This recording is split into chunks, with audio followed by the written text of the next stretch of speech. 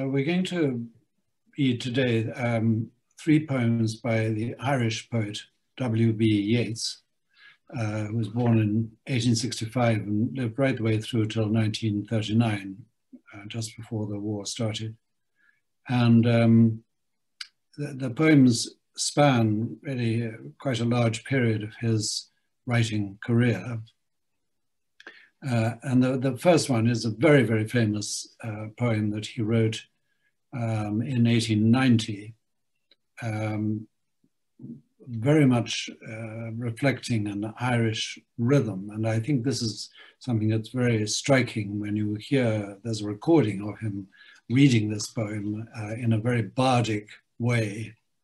But even however you read it, you catch this sense of a special music that there is in Irish intonation, which is, to English people like me, is incredibly beautiful. Ireland is an island that really honors its poets. I was there when Seamus Heaney died in 2012, and the whole country was in a state of mourning for this great poet. So Yeats was also very inspired by Irish independence and Irish culture. And this poem is an early reflection of that. He started thinking about this uninhabited island in Loch Gill in Sligo, where he came from, when he was in Fleet Street, and wrote the poem within the next couple of years. And it's a longing for this place of beauty and independence. I will arise and go now, and go to Innisfree, and a small cabin build there, of clay and wattles made. 9 bean rows will I have there, a hive for the honey bee, and live alone in the bee-loud glade.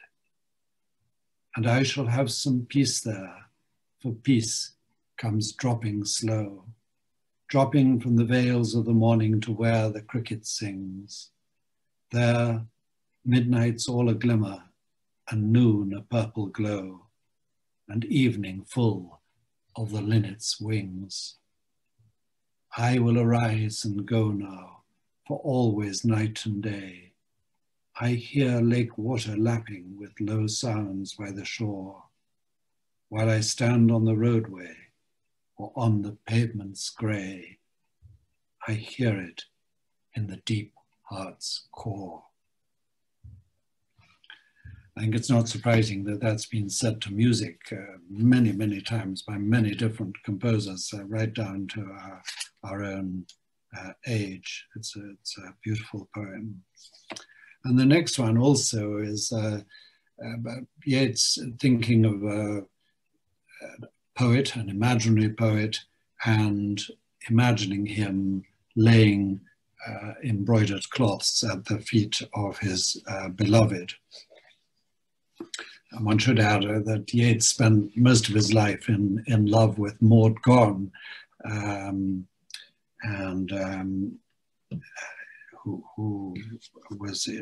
whom he met in England, actually, but whom he was very influenced by. She encouraged him in the struggle for Irish independence. He wishes for the cloths of heaven. Had I the heavens' embroidered cloths, enwrought with golden and silver light, the blue and the dim and the dark cloths of night and light and the half-light, I would spread the cloths under your feet. But I, being poor, have only my dreams. I have spread my dreams under your feet. Tread softly, because you tread on my dreams. It's a poem that was actually included in the film 84 Charing Cross Road, where Anthony Hopkins read it beautifully in that, catching this extraordinary T sound, where it's the T's in Irish and in Welsh bounce. So you get this of night and light and the half light. It's a different sound than in English. And the third and last poem we read today is from a later collection, The Tower, and it's Yeats reflecting on old age and imagining that what old men must do is concentrate on the spirit. And he tries to imagine a place which is just for poets, Byzantium, and contrast that with the rhythms of life and death. So and he uses in it some of the words that he started to use, which are almost his invention. The word turn, for example, turning in a gyre, spiral, is part of this sort of mystical, slightly eccentric philosophy that he began to espouse. Sailing to Byzantium, that is no country for old men. The young in one another's arms, birds in the trees, those dying generations at their song. The salmon falls, the mackerel crowded seas, fish, flesh or fowl, commend all summer long whatever is begotten, born and dies. Caught in that sensual music, all neglect monuments of unaging intellect. An aged man is but a paltry thing, a tattered coat upon a stick, unless soul clap its hands and sing and louder sing for every tatter in its mortal dress, nor is there singing school but studying monuments of its own magnificence. And therefore I have sailed the seas and come to the holy city of Byzantium. O sages standing in God's holy fire, as in the gold mosaic of a wall, come from the holy fire, burn in a gyre, and be the singing masters of my soul.